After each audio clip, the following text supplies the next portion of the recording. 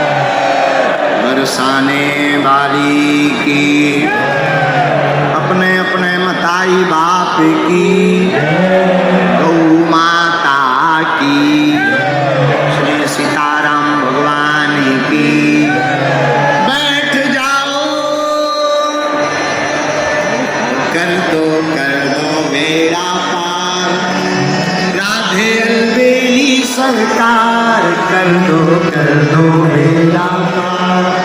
राधे अलबेली सरकार, राधे अलबेली सरकार, राधे अलबेली सरकार। यही है बिनती, हाँ यही है बिनती बारंबार। राधे अलबेली सरकार, राधे। भैया एक बात बताएं, भक्तों से मिलने के लिए श्रद्धा चाहिए, पर भगवान से मिलने के लिए भक्ति चाहिए। श्रद्धा नहीं होगी तो भक्त के पास ना तो हम टिक पाएंगे, ना भक्त हमको स्वीकार कर पाएंगे। श्रद्धा होगी तो भगवान के लाडले हमें आपको स्वीकार कर लेंगे। और भगवान कैसे स्वीकार करें? भगवान को प्राप्त करना है तो ऐन कैन प्रकार है, हमको भक्ति हृदय में जगाना आवश्यक है। अच्छा महाराज जी ये समझ आ गया, पर भक्ति का जागरण कैसे होगा? भागवत की कथा से ही समझो। जब तक भक्ति महारानी ने स्वयं कथा श्रवण नहीं की, तब तक ज्ञान और वैराग्य नहीं जागे। ज्ञान वैराग्य की जागृति संत कुमारों के कथा श्रवण कराने से हुई। हमारे हृदय की भक्ति भी जब तक हम भगवान की मधुर मधुर कथाएं नहीं सुनेंगे, भगवान की गाथाएं नहीं सुनेंगे, भगवान के चरित्रों को नहीं सुनेंगे, तब तक भगवान की भक्ति हमारे आपके हृदय में बसने वाली नहीं है। एक बात और, हम लोग भक्ति करते तो हैं दिखावा वाली, आस्थिर आडंबरी भक्ति बहुत बार हो जाती है, बगुला भक्ति कहते हैं। भगवान के दो चार रिश्तेदार घर पे आ जाएं, इतनी जोर जोर से हनुमान चालीसा गाएंगे, मानो पूरा बजरंग बली को भक्त जी ही बनोगे, और दुनिया में कोई दूसरा तो है ही नहीं। हाँ अच्छा, कैमरा सामने कर दिया जाए, फिर देखो तुम भूत पिशाच निकट नहीं आवे, ऐसे हाथ फैला फैला हनुमान जी को बुलाएंगे जब मानो साक्षात हनुमान जी सामने गले लगाने खड़े हो। और अकेले में राम जी बचावे, अकेले बैठे हो गए, अकेले में हे बजरंग बली सुनने हो सुनो, नहीं तो जय सिया राम। इतनी सुपर फास्ट ट्रेन चलाते हैं अकेले में, जय हनुमान ज्ञान जगह भूत बचाने महावीर पवन तनय संकट मंगल राम लखन सीता सहित हृदय बसों स्वरूभू। तो हो गया हनुमान चालीसा। बोलो जय सिया राम। इसको कौन सी भक्ति कहेंगे? नाटकीय भक्ति। भक्ति तो है पर असली वाली नहीं, नाटक वाली।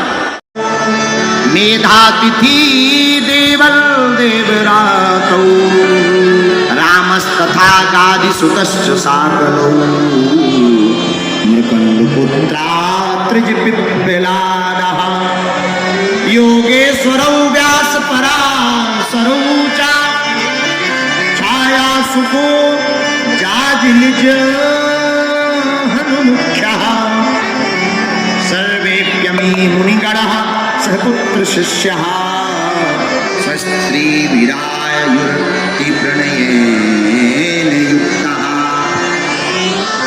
बड़े बड़े अमलात्मा विमलात्मा महात्मा सनत कुमारों की कथा सुनने के लिए आए। भृगु, वशिष्ठ, च्यवन, गौतम ऋषि सब भागे भागे चले आए।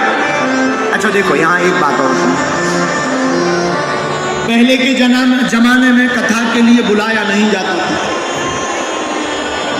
आदमी अपने आप पता करके कथा सुनने आता था। आज के जमाने में बुलाना भी पड़ता है, बैठाना भी पड़ता है, जरूरत पड़ने पर खाना भी खिलाना पड़ता है, तब भी आदमी नहीं बैठता। बोलो जय सिया राम। हम आप लोगों की बात नहीं कर रहे, आप लोग तो बहुत अच्छे आदमी हो, ग्रेटर नोएडा वालों की बात है, ये तो वेस्ट इंडीज वालों की बात बताएं।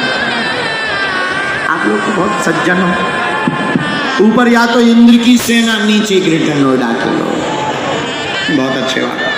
लेकिन पहले के जमाने में भगवान की कथा सुनने की बड़ी श्रद्धा थी। तो क्या आज नहीं? एक पत्रकार ने हमसे पूछा, पंडित जी पहले भागवत होती थी तो पुष्पक विमान आता था, आजकल इतनी भागवतें हो रही बैलगाड़ी भी नहीं आ, क्या कारण है? क्या कथा बदल गई? अरे भैया कथा नहीं बदली, बोलने वाला सुखदेव जैसा ना कोई परमहंस बचा है, सुनने वाला महाराज परीक्षित जैसा ना कोई श्रोता बचा है।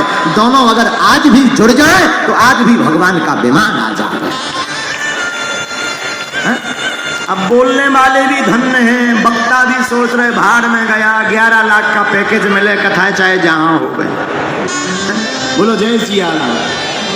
और जजमान भी, श्रोता भी ढंग के, वे कह रहे फोटो खिंच जाए कि बागेश्वर सरकार की हम कथा करवा रहे हैं, कथा में श्लोक हो चाहे परलोक कोई मतलब नहीं है, फोटो घर खिंच जाए। अब बताओ, यथा वक्ता तथा श्रोता, फिर क्या? लालची गुरु लोभी चेला, चले नरक में ठेलम ठेला। बोलो जय सिया राम। यहाँ से दोनों लोग पर नरक ही में मिलते हैं। तो चेला दिखता, गुरु तुम भी नरक में। चेला कहता, गुरुजी कहते जब तुम आए तो हम कहाँ रहते हो? स्वर्ग में।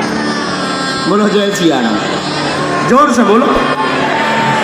और वैसे आजकल का तो जमाना बहुत अच्छा है, मॉडर्न जमाना है। आजकल मरने के बाद जितने भी कार्ड पढ़ो सभी में स्वर्गवासी मिलेगा, कोई भी नरक गए ही नहीं आज कार्डों के हिसाब से।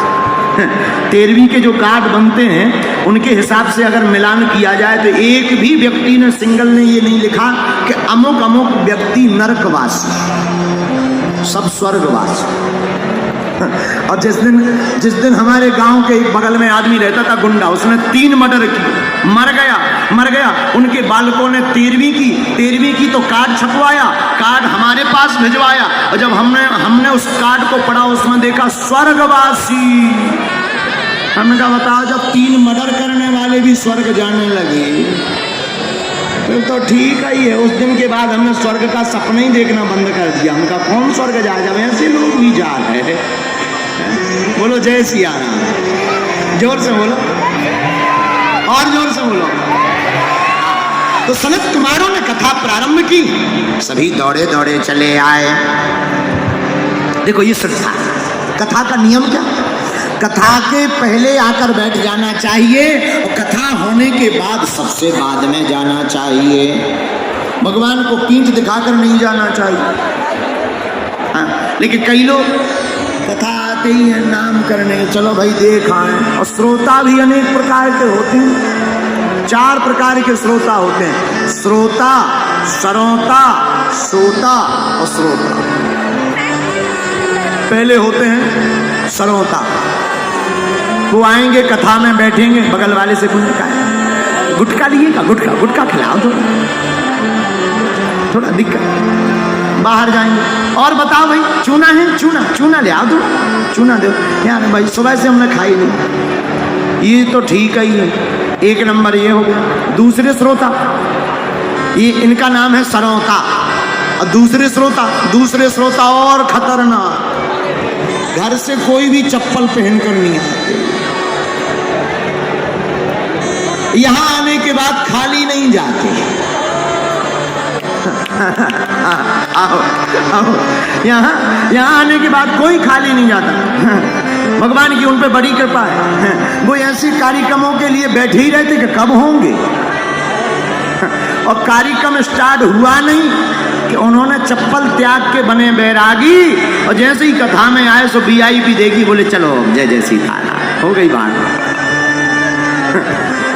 एक ये भी श्रोता हो। तीसरे होते सोता। तीसरा लेवल किसका? सोता का। ये भी ठीक ही ठाक हैं, कथा में आएंगे, कोना पकड़ेंगे और बैठ जाएंगे, और बैठते ही ऐसी नींद कि सपने में पूरा ब्रह्मांड देख लेंगे बैठे कथा के बीच में। और कई लोग तो कथा में सोते नहीं है, कथा में सपना भी देखते हैं। कथा में सोते सो तो ठीक है, सपना भी देखते हैं। एक बार ग्रेटर नोएडा का चंगीलाल कथा में गया। चंगीलाल की थी कपड़ों की दुकान, कथा में आके बैठ गया। और जैसे ही बैठा, आज तक कथा सुनी नहीं है, पहली बार आया, सोई नींद लग गई। और नींद लगी सो तो ठीक है, नींद में सो भी गया। सोते सोते देखने लगा सपना। सपने में क्या देखता है कि एक ग्राहक उसकी दुकान पर कपड़ा लेने आया। चंगीलाल ग्राहक को देखकर मुस्कुराया, बोले कहो मेरे प्यारे भाया, क्या कपड़ा का कपड़ा तुम्हें भाया? ग्राहक भी थोड़ा मुस्कुराया, हंसी ठिठोली करता हुआ बगल में बोला, थोड़ा इधर उधर जेब को पकड़कर डोला, बोला भाई चंगीलाल, कपड़ा चाहिए हमको लाल गुलाल, कपड़ा होने चाहिए रंगीन, उनका आनंद ही कुछ और होगा, तभी बजेगी जिंदगी की बीन। चंगीलाल भी बोला चिंता मत कीजिए, थोड़ी देर आप सिर्फ बैठ कर के देखिए, कपड़ा ऐसे लाजवाब होंगे, जो भी देखेंगे वो भी लाजवाब ही कहेंगे। कथा में बैठा बैठा देख रहा था सपना। चंगीलाल कह रहा था कपड़ा तुम्हारा बस 5 रुपया मीटर अपना। ग्राहक ने पूछा रेट? 5 रुपया मीटर, कपड़ा बहुत अच्छा है। ग्राहक बोला रेट बहुत ज्यादा है, लगता है कपड़ा थोड़ा सूत का कच्चा है। चंगीलाल बोला नहीं पक्का है। ग्राहक बोला रुपया मात्र देंगे 4, क्या चलेगा? चंगीलाल ने सिर हिलाते हुए कहा 4 में नहीं बन पाएगा। ग्राहक बोला 4 से एक ज्यादा रुपया, एक आना रुपया नहीं जाएगा।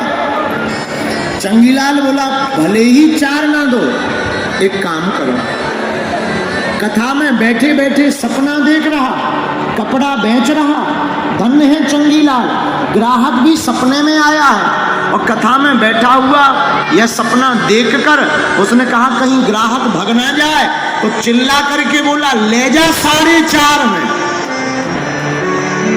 ले जा 4.5 में, दोनों हाथ पसार और सामने वाले भक्त का कुर्ता दीनों फाड़।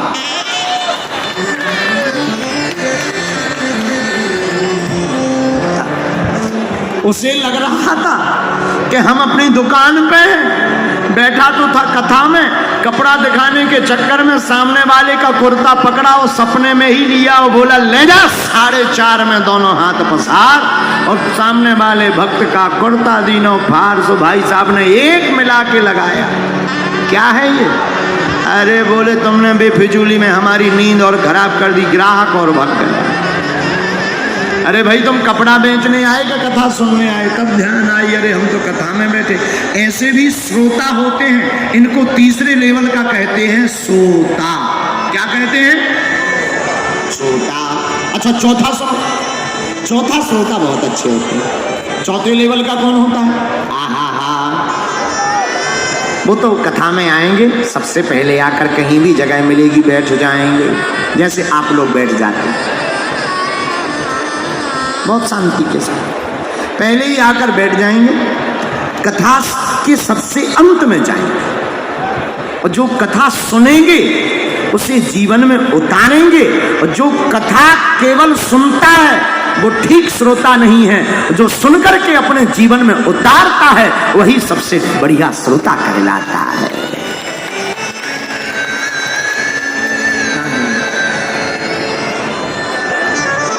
सनत कुमारों ने भगवान की कथा प्रारंभ की। सदा सेव्या श्रीमद् भागवती कथा